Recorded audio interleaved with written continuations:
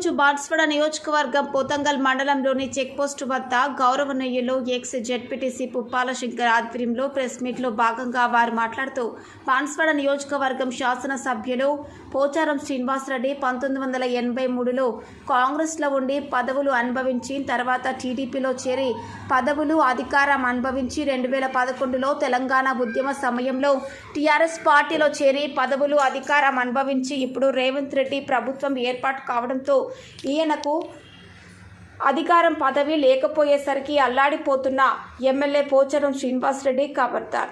మీరు నియోజకవర్గంలో ఎవరికి ముందుకు పోనివ్వకుండా అడ్డుకుంటున్నారు. కాంగ్రెస్ పార్టీలోకి రావడానికి అర్హత లేదు, రానివ్వము అని మా మండలంలోని అన్ని గ్రామాల అధ్యక్షులు, ఉపాధ్యక్షులు, కార్యదర్శులు, కార్యకర్తల సాక్షిగా చెబుతున్నానని మాట్లాడడం జరిగింది.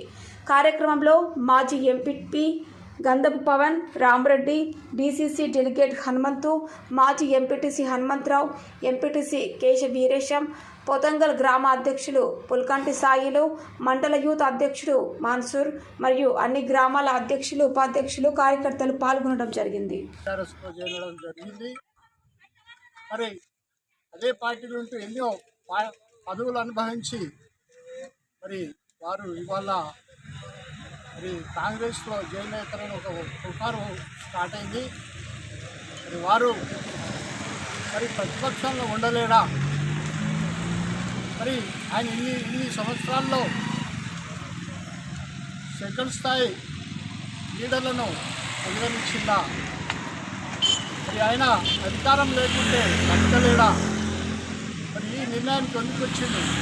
మరి 10 ఏళ్ళ నుంచి మా మండలంలో కాంగ్రెస్ పార్టీ కార్యకర్తలకు నీకు ఎదిరించి పార్టీని వాళ్ళ గెలిపించుకొని వాళ్ళ ఎంపీ క్యాండిడేట్ను గెలిపించుకొని మరి వాళ్ళ అభివృద్ధి కోర వారు పనిచేస్తూ ఉంటే మరి ఎంతవరకు నిజం మాకు తెలియదు. కానీ మరి కాంగ్రెస్లో జాయిన్ అవుతారనేది స్టార్ట్ అయింది.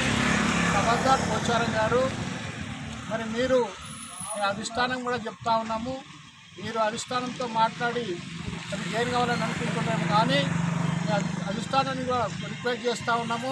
మరి వారు ఏ అధికారంలో ఉంటే ఆ పార్టీలో జాయిన్ అయ్యి మరి మా పార్టీ కార్యకర్తలకు ఎప్పటికీ మరి ఎన్నో రకాల కేసులు పెట్టి ఎన్నో ఆర్థిక ఇబ్బందులు పెట్టి వారు పనిచేశారు కనుక వాయిదాలు తీసుకోవద్దని కూడా డిమాండ్ చేస్తూ ఉన్నాము.